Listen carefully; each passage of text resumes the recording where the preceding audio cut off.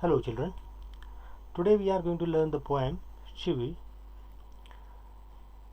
Here the poet is Michael Rosen, is children's novelist. He is known as a children's novelist and poet in English language. He served as children's laureate, a political columnist. He contributed for children's fiction and poetry. He has written many things about children. In this poem, he is going to present some his views about the difference between grown-ups and younger ones, how the grown-ups try to control the younger ones. The poem presents the contradictory behavior of the parents and other elders who find or who reprimand for wrongdoings. They often talk about don't and expect children to be positive and optimistic. However, the norms of the society to make civilized and cultural individual often restrict the natural tendencies of the children. The aim of the poet is not to preach but to check the rude behavior of adults. Here, the poet discusses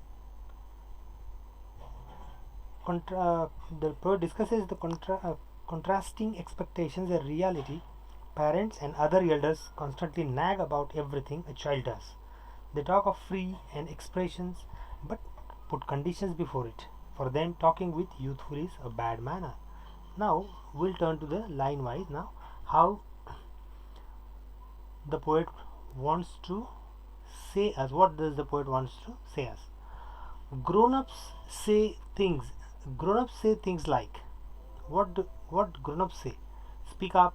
Don't talk with your mouth full. Don't stare. Don't point. Don't pick your nose. See, here the poet is discussing that grown-ups say, always they say us. What does they say? They say, speak up. Don't talk with your mouth full. When you are eating, don't speak. Means they constantly try to advise something to the younger ones. They again say, don't stare, don't point, don't pick your nose. They don't want the children to stare at a point or pick their noses, as these are not considered as bad manners. And that's why they always say these things to the younger ones. Sit up, say please, less noise, shut the door behind you, don't drag your feet. Haven't you got a hanky? Take your hands out of your pocket. Then they decide how to sit, shut the door behind, not to drag feet, not to put hands in the pocket, not to interrupt, and to take off elbows from the table. Means every time the youngers are advised. Youngers are advised by the elders. These things they said, means some are youngers at one place. Elders say that the youngers must be free, but on the other hand, they try to say them not to do certain things. Now the last stanza.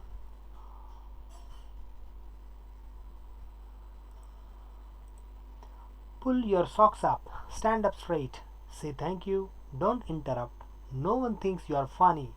Take your elbows off the table. Can't you make your own mind up about everything? Here, now the last stanza. What does it say? Here, the elders want to say that the child should exhibit pleasing gestures like he's saying please, thank you, and practice sophisticated behaviors. The poem indicates a time when the young child has grown up but incapable of taking the decisions on his own. Then the same adult expects from the child to take an independent decision.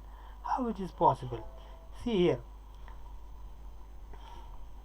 the youngers and the elders, how the adults try to suggest new ways, as if they are not trying to suggesting new ways, but they are just prohibiting to do certain things to the younger ones.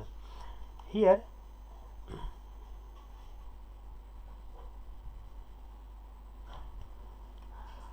we can say that there are few points we can discuss. That in this poem, grown-ups have a habit of always instructing children. The grown-ups have this habit that they always say something, they always instruct something to the younger ones.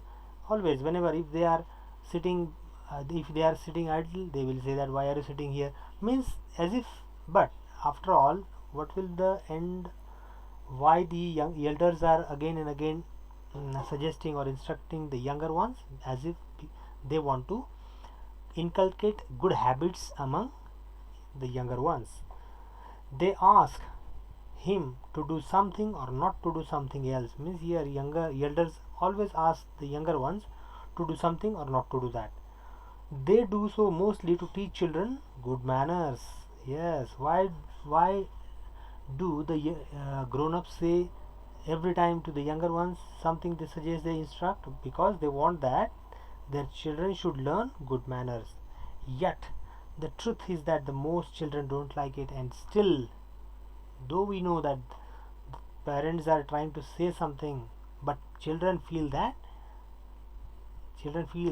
they don't like the behavior or the behavior of the elder ones or the adult ones. Now here we'll discuss the question answers. Discuss these questions in small groups before you answer them. When is a grown-up likely to say this? Don't talk with your mouth full. When do you think the grown-ups say like this? When are you likely to be told this? Say thank you. When do you think an adult would say this? No one thinks you are funny.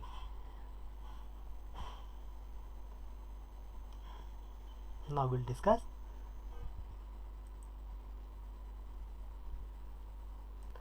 Okay, now we'll turn. When is a grown-up likely to say this? What? Don't talk with your mouth full. When the grown-ups say like this?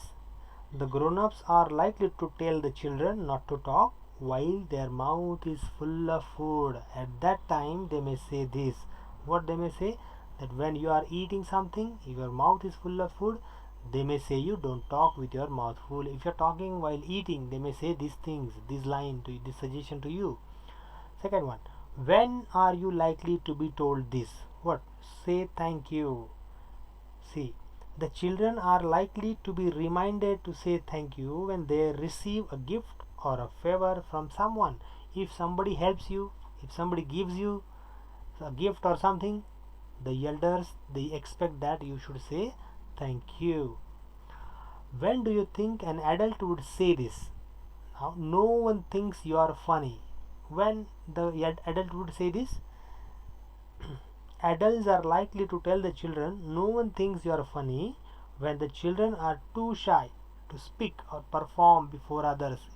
When you are very shy, when you feel that somebody will laugh at you, when you are standing before the others and you are not speaking, then they may say, no one thinks you are funny, just speak up or do your work, whatever you want to say here.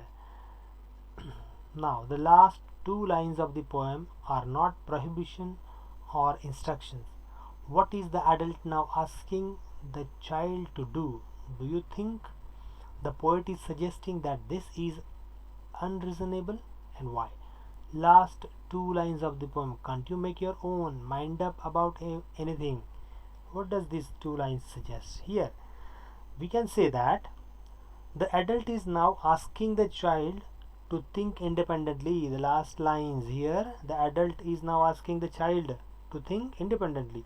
The poet finds this entirely unreasonable because the young child has not been trained to use his mind. He has only been trained to follow the instructions given by the adults, and these are the suggestions which are given by the poet in the last two lines.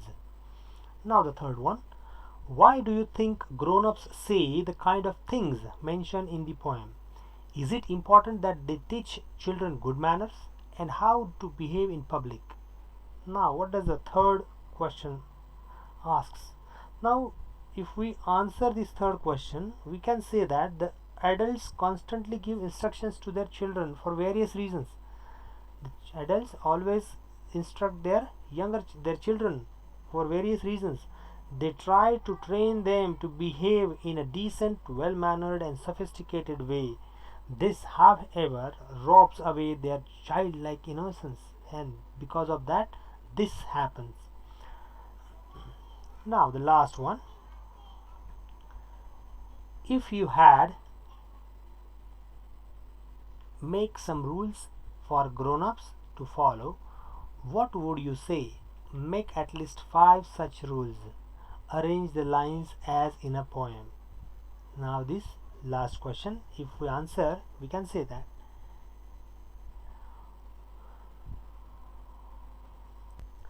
So here we can say that, don't dictate and impose your rules to us. Your ways and thinking is different from ours, and so are the times. Don't talk over the phone while eating. Please spend some time with us. This also can be suggestion. These suggestions can be said by the younger ones for the grown-ups. These are the here. Now I think you might have understood the question answers also, so it will be helpful for you. So the written question answer file will be uploaded in our website. You can visit website and write down from there, and that will be helpful for you. Thank you. Bye.